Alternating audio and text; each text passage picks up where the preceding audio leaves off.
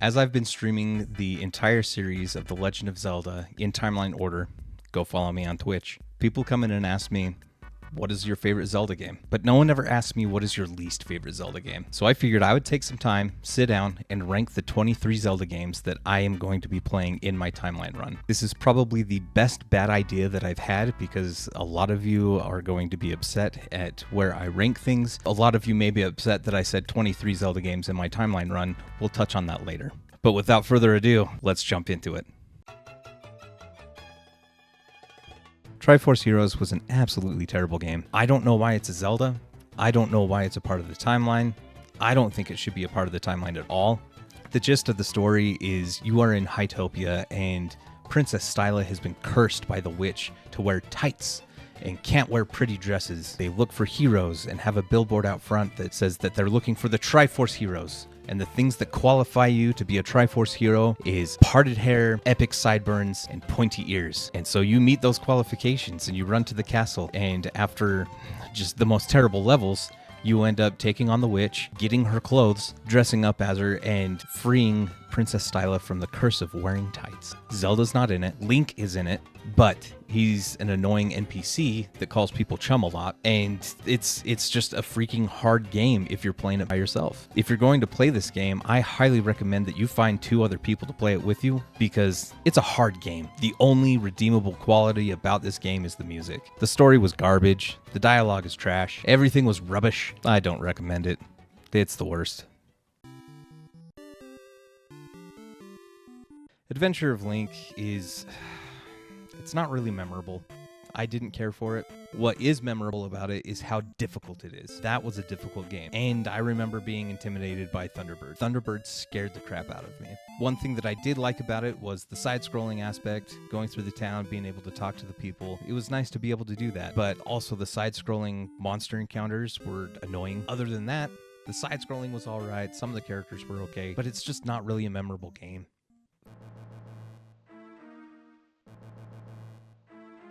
Four Swords is frustrating. If you didn't have at least one friend who had a Game Boy Advance, the game, or a link cable, you weren't able to play it at all. I really wanted to play it, but I had no one to play it with. It wasn't until the 25-year anniversary of the Legend of Zelda series that they remastered and re-released it for the DS and made it available to solo players. I was so excited. I jumped into it and was immediately disappointed because the entire game felt like an afterthought of Minish Cap. The entire game was a side quest. You fought Vaati one more time and that was it. It was short, it was super simple, and there wasn't really any story to it. The only thing that makes this redeemable now is it's available on the Switch. You can play this online with friends, and that makes it fun. So even though it is a little lower on the list, it does have potential because it is fun to play with friends, and it made it so much more accessible by putting it online.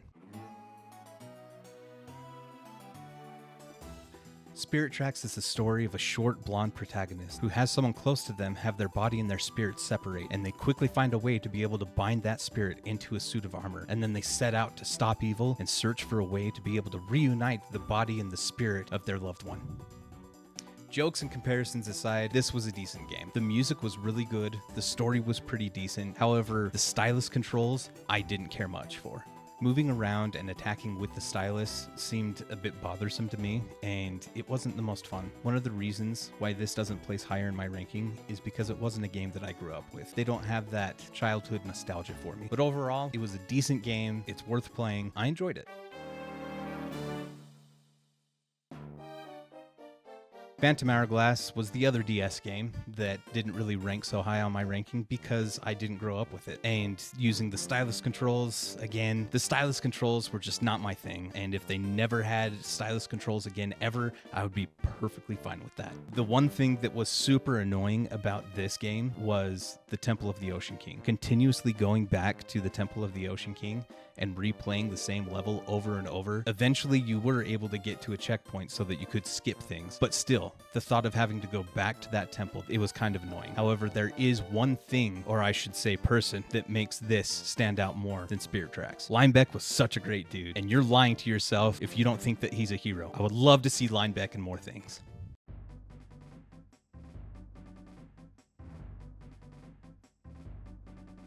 Four Swords Adventures, it was done right. I felt like I was playing A Link to the Past again. However, this time with the Force Sword, I was able to use all 4 links at the same time. Unlike Force Sword, you didn't need 3 other people to play this with, because you can play this entirely on your own while still using all 4 links. You were able to use the 4 links in a formation, in a line, in a block, in a diamond, to be able to put them in the different formations. It was fun to be able to do that, and I really enjoyed it. In my opinion, Four Swords Adventures was the multi-person single-player gimmick done right. The music was great, the story was alright, and it was a great way to wrap up the story with Vati.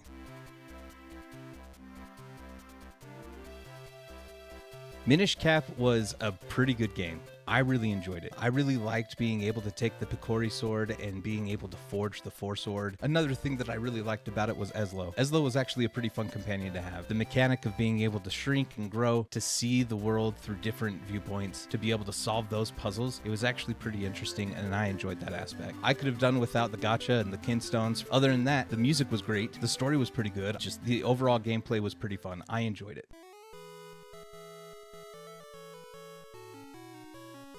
The Oracle games were interesting, and I ended up liking them a lot. In Oracle of Ages, you were trying to help save Nehru, who has been possessed by Varen, and so by doing this, you need to go back to the past and come back to the present multiple times to be able to solve puzzles and get through different dungeons. Ages was a very nostalgic game for me. I loved it growing up, and playing on my Game Boy Color, it was just a great time. I loved it.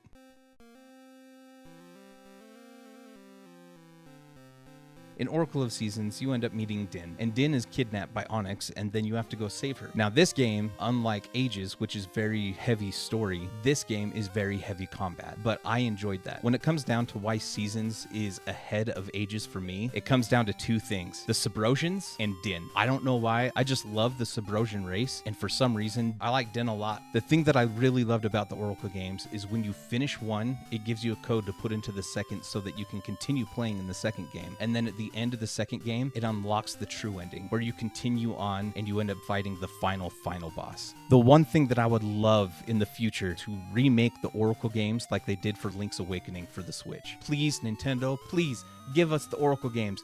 Remake them like you did Link's Awakening. I would love to have that, please.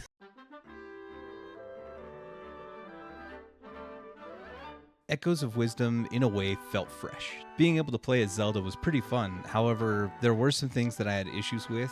Typically in Zelda games, you've got a sword and you're just slicing at stuff, whereas in Echoes of Wisdom, you just have a staff that you can pick up things and summon echoes with. And even when you summon the echoes, sometimes they're just dull. And so it was hard to be able to use the echoes because they would wait forever to be able to attack anything, and sometimes they wouldn't even attack at all. And so it was hard to be able to figure out what echoes to use for what situation. Now, there is the sword fighter mode, but it has a cost to it. You can't just be in sword fighter mode forever. However, being my first playthrough of the game, I went through trying to use the echoes how they seemed logical to me to use. And since beating the game and going and watching other people play it, seeing their playstyle has me thinking in an entirely different way. Rather than using an echo to be able to just summon something and have them go fight, to summon an echo and then use it as a weapon. I would love to be able to give another playthrough and see what I'm able to do with those echoes and how I can change up my fighting style going forward in the game.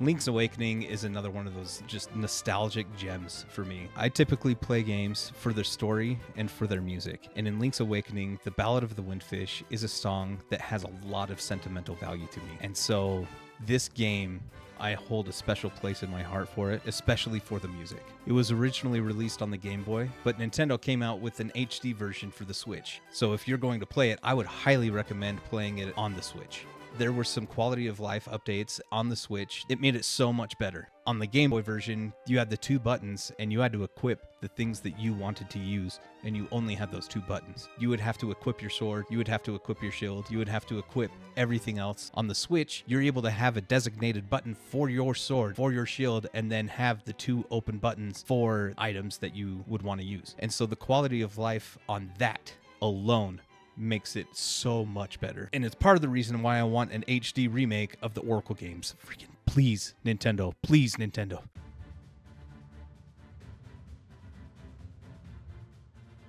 Hyrule Warriors Age of Calamity was a fantastic game. A lot of people will say, oh, this is a Dynasty Warriors game, not a Zelda game. However, the story, the characters, like everything with it, I think it deserves a spot in the timeline. It was so much fun. Just the Dynasty Warrior Zelda mix is just fantastic. I really enjoy it. Age of Calamity is a parallel story to Breath of the Wild. While it takes place in the beginning at the same time as Breath of the Wild, when there's an attack on the castle and Zelda and Link are in trouble and Zelda releases her sacred powers, Teriko, a small guardian, ends up activating and creating a portal in time going back to the past. And when Teriko goes back in time, some malice sneaks through with it and ends up possessing past Teriko. So you have Teriko and you have Malice Teriko. So now there is an alternate timeline to Breath of the Wild where Teriko goes back with knowledge of what's going to happen. However, there's a Teriko with malice infused that also knows the future. And with the information that Teriko has, he approaches Zelda and the good guys and is able to let them know of the future that could happen. So through the story, they're able to find the champions that pilot the divine beasts, and they're being attacked by the blights. However, the difference in this is that there is that portal in time that ends up bringing the future champions to this time. And so you have the old champions and the new champions teaming up together to fight the blights, and they're able to take down the blights. And with the divine beasts not being taken over by Malice, they're actually able to help with stopping Calamity Ganon. And so this parallel story ends up with a happy ending where Calamity Ganon is defeated and all is well. The thing that I really like about these Hyrule Warrior games is being able to play as other characters. It is so fun to be able to play as the old champions, as the new champions. And who doesn't want to play as our favorite Korok? Has to.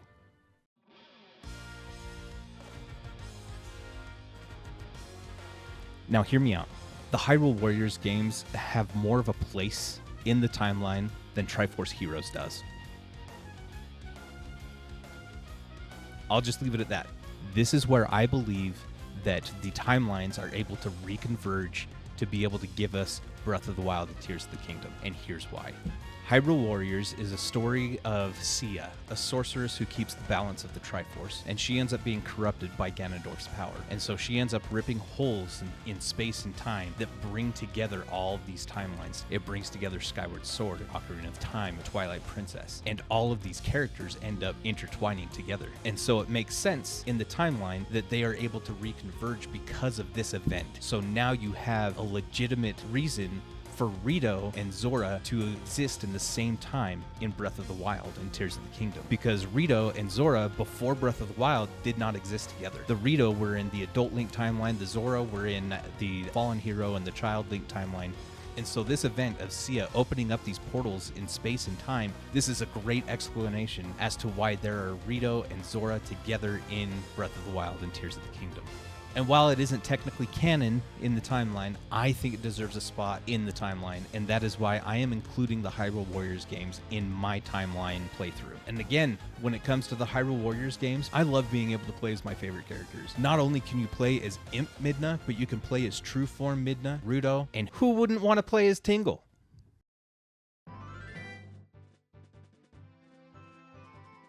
Ocarina of Time is a classic. It is one of the iconic Zelda games that just about everybody knows and majority of people love. This game is what originally got me to really enjoy story games. I remember growing up with this and watching my brothers play it, and eventually my brothers ended up getting too busy to be able to play video games, and where they left off is where I picked it up, and that was the Water Temple. And so my introduction to playing Ocarina of Time was me doing the Water Temple by myself. So I played through the Water Temple, and after that, I was like, you know what? I kind of want to play this in its entirety by myself. And so I started the game over and actually really enjoyed it. It was such a fun game. It was that the music is amazing. I have loved the soundtrack to this game. I love the story of this game as well. And this was the first Zelda game that I had actually played through on my own for the story. This is the game that introduced me to the way that I approach video games to this day. It needs to have a good story, it needs to have great music, and I've got to enjoy myself playing it. And so now, a video game needs to have those three components for me to really get into it and enjoy it. And it's all thanks to Ocarina of Time.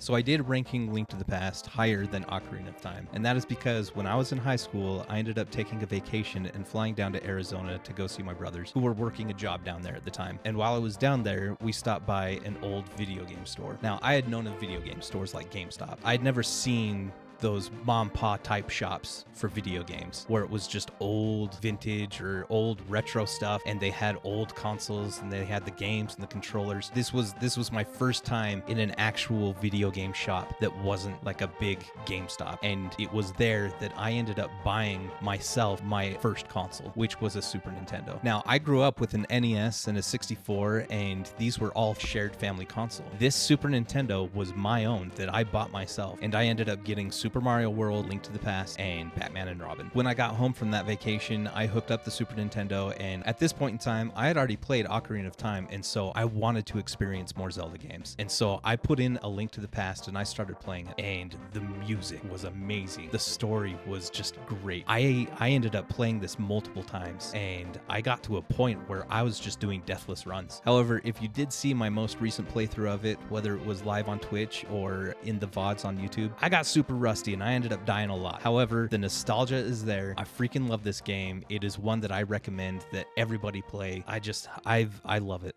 I love this game. Link Between Worlds was essentially going back to the Link to the Past, just with updated music and with updated mechanics. Being able to merge into the wall and traverse Hyrule like that was amazing. I loved that mechanic. Being able to solve puzzles that way and just look at things through a different perspective was a lot of fun for me. Another thing that I really liked about this game was going to Lorule instead of the Dark World, and then having Lorule being that opposite of Hyrule. And then the twist at the end that the story provides was actually really cool, and I liked it a lot. The only real complaint that I have about this game is that in the beginning you have to rent all of your equipment. You don't find equipment in the dungeons because Ravio already went through and ravaged all of the dungeons and took all the items, so you have to rent from him. However, at the same time, being able to rent all of the equipment at the very beginning essentially makes this an open world game that you can go anywhere as long as you have the correct tools. And if you just save up and you rent all of the items from the beginning, you can go wherever you want, and it's pretty awesome.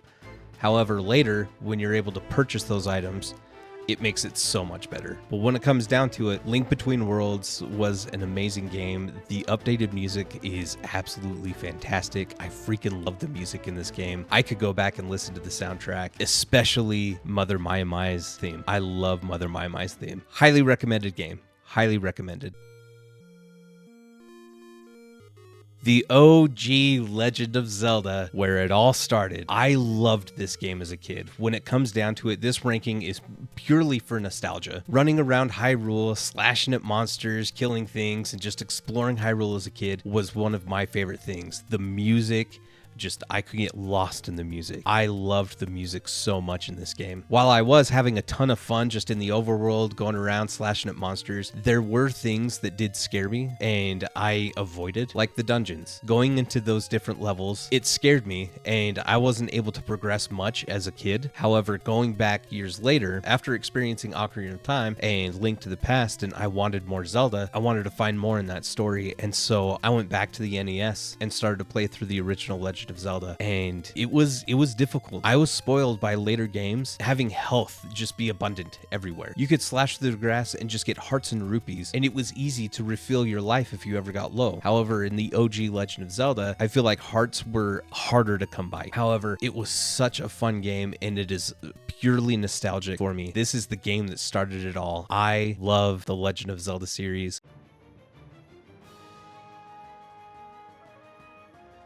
Tears of the Kingdom had so much to explore. With the sky, the depths, the mainland, there was so much to do. All of the shrines, the light routes, there was so much to do, and it was so much fun to explore and just have a good time. There was so much to create, using the fuse ability to create stronger weapons with your items. The bosses were pretty fun. Kolgara is still my favorite boss in that game. Such a fun boss with epic music to boot. And then at the end, the final battle, it was such an epic moment in that final battle. Everything just building up to this final battle was so amazing, and I can't wait to get back to it again in our timeline run. It's gonna be so much fun.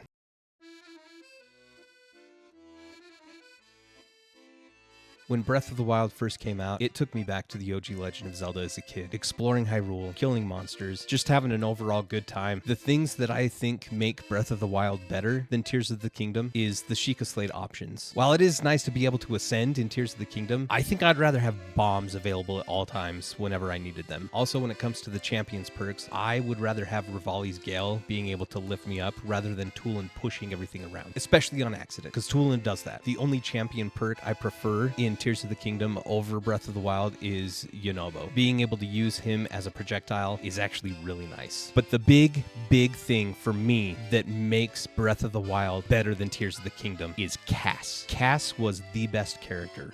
Running around in Hyrule Field and you're just lost. You stumble upon a guardian, you're scared to death, you're running away from the guardian, and then you hear that little accordion in the distance. And so you follow the music, leading you to your best friend. Cass is just out there, ready to sing you a song, make you feel comfortable again, and just it makes my heart happy. I missed Cass in Tears of the Kingdom, and I wish that he was actually in it rather than just being mentioned. But with all that being said, Breath of the Wild is such a fantastic game. I love it, and I can't wait to get back to it as well in our timeline run.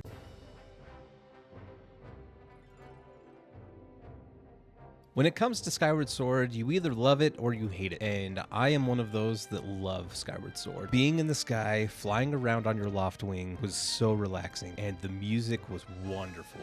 I absolutely loved the music in this. As I was in college, I spent a lot of time in the library, and I would listen to the Sky theme on a loop while I was studying, and I absolutely loved it. The motion controls were a little wonky, especially on the Wii, but I feel like with the remake on the Switch, they improved a little bit, and so I actually tried with the controller itself for a little while, and then ended up just going back to motion controls because I liked the motion controls better on the Switch version. A lot of the characters in this game were actually really great. Vi was interesting. She was super annoying, pointed out the most obvious things, but then at the very end, I cried so hard. It was like you were talking to this robot the entire time, and then at the very end, before she goes, she's like, "Am I experiencing feelings?" And it was so sad, and I didn't want to see her go. It was a very touching moment for me at the end. Groos's character development was amazing. To see him go from a bully at the beginning of the game in Skylock to being on the ground and becoming a hero, helping you fight the imprisoned and being there for Zelda, it was amazing to see Groos's character development, and I loved it. Groos was actually a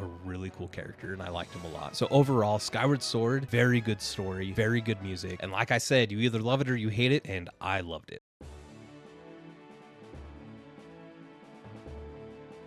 I remember when Wind Waker was coming out and so many people were so upset. It was just after the 64, the GameCube was out now, and everybody was so excited for these updated graphics. Everything's gonna look super awesome. And then they came out with Toon Link. It was all toonified. I remember being one of those people. However, I loved it so much. The music, the story, everything about this game I thought was just amazing. Just the funny moments that happened because it's a toon, they were able to do things that they weren't able to had they made it a serious game. Link in the cannon being shot towards the Forsaken Fortress and losing his sword, that was an amazing moment that could only happen if Link were a toon. It wouldn't have worked in a serious game. I just have very fond memories after school, turning on the GameCube, sailing the seas, and just having a good time. I loved the soundtrack to this game so much. When the HD version came out for the Wii U and you could sail faster, just the quality of life updates in that game made it so much better and so much more fun. I loved going back to this on the Wii U. Overall, it was amazing. I loved the tune. I loved the story, the music, everything about this game. I absolutely loved. Majora's Mask is so deep and so thought-provoking that it will change your life if you allow it to. One thing that people will do when they play this game is they'll just play through the story and be like, you know what, that was an alright game. However, the real payoff comes from helping as many people as you can, getting that bomber's notebook and filling it out, helping everyone that you can. There's so many characters to meet, there's so many things to do, and it is so thought-provoking. If you really look into the story and the side quests and you put yourself in their shoes, it's insane. Something that I absolutely love about this game is that it actually walks you through through the 5 steps of grief. It is interesting to see how it goes through all of those steps with the characters in the game. The denial in Clocktown, everybody's just going about their days, and it gets down to the final hours, and you still see Muto, the carpenter, standing there looking at the moon, yelling at it, "If you're gonna fall, then fall already." You have the anger of the Deku. With the Deku princess missing, all of the Deku blame the monkeys, and if you don't rescue her in time, they boil the monkey alive. The bargaining of the Goron, Darmani just wishing he hadn't died so that he could help his people. The depression of the Zora with Lulu, the singer, having her eggs stolen from her, and because she's in that depressed state, she loses her voice and she can't sing. And then in Icana Canyon, with the king and his 2 soldiers finally accepting and moving on to the afterlife. It is so deep. This is one of the reasons why I love Majora's Mask so much, and why I've played it through so many times. Along with Majora's Mask, Twilight Princess is probably one of the darker games in the Zelda series. And with the darker games, it seems like there is a lot more depth to the characters. There's a lot more to the story, and that is something that I absolutely loved, because I ended up getting attached to certain characters, and it meant so much more to me through the story when you see them succeed or when you see them rescued. So something about me is I have always loved wolves, and so having my favorite video game hero being able to turn into my favorite animal, that kind of sold it for me. This is the best game because of Wolfling. Another character that makes this game absolutely amazing. Midna is the best Zelda companion in my opinion, and it's partially because of how snarky she can be. I like how she starts off a bit more hard and then softens up to you near the end of the game. And at the end of the game, I straight up cried. Zant is another character that I think could be an absolutely heinous villain. He is so unhinged. I felt so uneasy every time that he was around. Twilight Princess is hands down my favorite game. It is the best Zelda game in my opinion. I absolutely love it. And we're done with the Zelda ranking series. Thank you so much for watching through the series. I appreciate you being here. I hope you had as much fun watching it as I had making it. And I hope to see you over on Twitch.